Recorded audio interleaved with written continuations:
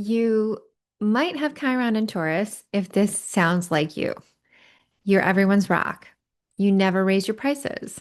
You deflect every compliment you get. You haven't asked anyone for help since roughly 2009. I need you to hear this with love. First of all, same. But second, that is not your personality. That is a worth wound wearing a really convincing costume. And right now, that costume is starting to come off. Stick with me because I'm going to show you the 5 disguises this wound hides in, why it's getting loud right now, and why that loudness is actually the whole point. Hey, welcome back. I'm Nancy, and this channel is where midlife gets real. I'm not here as a guru, I'm here as a fellow woman in midlife who is navigating this transition right beside you. So, if you caught my last video, Chiron, the wounded healer, just moved into Taurus. I broke down the whole transit there, the dates, the retrograde, all of that. I'll link it in the corner and in the description, but today is not that video. Today is what this actually feels like from the inside. Because here's what's happening to a lot of us right now. The self-worth wound is getting loud, and I want to reframe it before it scares you or discourages you. Think about what happens when your foot falls asleep and then it starts to wake up again. When it's numb, you don't feel anything. You don't start feeling anything until it starts to wake back up again, right? You get that pins and needles, that electric ache. That pain isn't a sign that something's going wrong. It's a sign that the feeling is coming back into your foot. Or think about an old injury that you've been compensating around for years. Once you start to get physical therapy on it, it'll hurt every single day. And not because you're getting worse, but because you're finally working the thing out that you've been working around for so many years. That is Chiron's whole mechanism. The wound has to resurface to heal properly. It has to get loud enough that you can't keep compensating around it. So if your worth stuff is really loud lately, the guilt, the spirals, the not enoughness, I know it feels like you're going backwards, but you're not. The numbness is wearing off. Now, here's the tricky part. If I asked most of you, do you struggle with your self-worth? You would probably say no. You're confident, you're capable. You handle everything, right? You're a woman in midlife. You've handled quite a bit up to this stage of your life. But that's exactly what a worth wound wants you to think because it almost never announces itself as, I don't feel worthy. It wears costumes. Let me show you the 5 that I see the most. And I want you to take notice to which one sounds like you. No judgment, like all of them pretty much are me. Disguise number 1, overgiving. You're the one that everyone calls. You're the rock, the planner, the fixer, the emergency contact for half the county, all of the family. And here's the truth underneath that. Somewhere along the way, being needed started to feel safer than being loved. Because if they need you, they can't leave you. And that's not generosity. I mean, it is generosity. You're genuinely a kind and giving person. But the compulsive version of it, the having to go above and beyond all the time, that is a worth wound, making sure that you stay useful. Disguise number 2, underpricing. This one is for my business owners and my job havers alike. Undercharging, not negotiating the salary, doing extra work without the extra title, feeling guilty about taking money, feeling bad asking to get paid. All of that is a worth wound disguise.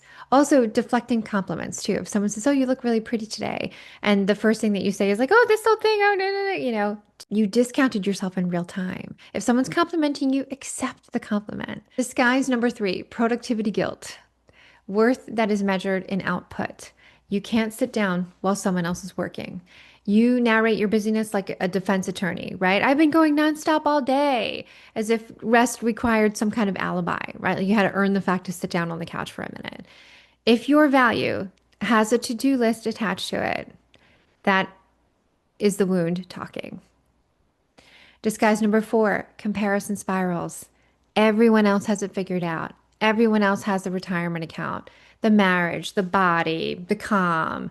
You missed a class and it's too late to catch up. None of that is true. But a worth wound doesn't deal in truth. It deals in evidence. And it'll scroll Instagram at midnight, collecting it if you allow it to do so. This guy's number five, settling. That's a big one. Settling in relationships, at work, in how you let people talk to you. And not because you don't know better, you absolutely know better, but because asking for more feels greedy. Like you'd be taking up more than your fair share of what's allotted to you. Somewhere, someone taught you what your share was, and it was less than what you actually deserve. But you've been living inside that number ever since. Okay, so why now? Why is the volume going up in this exact season of life? Two forces are converging, and the timing is honestly kind of poetic. Force one, the sky.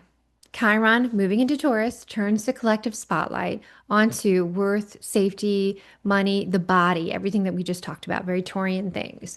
That's the transit. Again, full breakdown in the last video, which I will link here again. Force two, and this is the one that people rarely talk about. Midlife is dismantling the old system. Think about how we as women have built our sense of worth in the first place, right? On being needed. Now the kids need us less on the body. Now the body is changing without our permission, might I add. On achievement, now the career has plateaued or pivoted, or we're staring down the question of, is this it? Or we've reached our goals that we set for ourselves in our 20s already. On being chosen, dating, and how all of that, how toxic that was in the 80s. I can't even watch an 80s romance movie now without being horrified. And now, the marriages have shifted from then or ended or settled into something that we're re-examining because as a collective, women have found their worth, right? Midlife is just kind of adding that secondary layer on top of it. So every scaffold that we hung our worth on is being renovated at the same time. And right on schedule, here comes Chiron asking, so what are you worth when none of that's holding you up anymore? And that's not cruelty, even though it feels like it at times. It's timing. You can't renegotiate your worth while the old system is still working. The old system has to wobble first, and midlife is that wobble. So, what do you actually do when this wound flares up? In the moment, mid spiral, what do you do? How do you compensate for that? I have two rules and one practice for that. Rule one, don't argue with it. When the voice says you haven't earned this rest, debating it, listing your accomplishments, proving your worth, actually keeps you in the courtroom. You don't owe it a defense. Rule two, don't obey it either. Don't jump up from the chair. Don't send the sorry to bother you email with two exclamation points. Don't discount the price. Instead, get curious. Here's the practice. When the loud thought hits, regardless of what it is, ask it one question. How old is this voice? Because I promise you it's not 51. It's not 45. That voice is usually 6, 7, 8 years old. It learned its lines a long, long time ago, and it's been performing ever since. In fact, you've probably attracted a lot of people into your life that just compounded those beliefs that you learned as a child. When you take the time to ask how old it is, something shifts. You stop being the defendant and you become the adult in the room. You can actually put a hand on your own chest and say, I hear you. We're safe now. I've got this. I'm an adult. I can make my own decisions. I'm not going to get in trouble.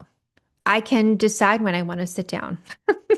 I can ask for the money. What's the worst somebody's going to say? No, it's too much. Okay, then they're not your client. You don't have to settle anymore. And you don't need to worry about what other people think about that. And you don't have to compare yourself to what everyone else is doing. First of all, you don't really know what goes on in other people's lives behind the closed doors, right? Especially on social media. That tends to be a highlight reel for most people. So take everything that you see with a grain of salt and know that what you're feeling in this stage of life, you're not going through alone. This is a collective experience. One, for all the people that have Chiron in Taurus, and two, for everybody going through midlife, especially women. We all experience this the same way. Okay, so one boundary practice for this week, just one. Say no to one thing that you would normally do to earn your place. The favor that you would resentfully agree to, the task that you would volunteer for because no one else is saying anything and the room's quiet and it's uncomfortable. Just one no. Notice that the world doesn't end. Nobody stops loving you. And if they do, you don't need them in your life. That's a manipulative person. In most cases, somebody else will step up to the task, or it'll get handled in some other way without you having to do it. And that noticing, that is a repair happening in real time. So if this video called you out lovingly and you're ready to actually work this wound instead of just recognizing it, I built something exactly for this. It's called the 21-day Chiron challenge. And it's one small practice a day for 3 weeks. It's designed to turn the volume of this wound from an alarm into a conversation. The link is in the description, and I would love to have you in there. And if you know a woman who is everyone's rock and seemingly no one's priority, send her this video. She won't ask for it. That's kind of the whole problem. So until then, keep rising, and I will see you in the next one.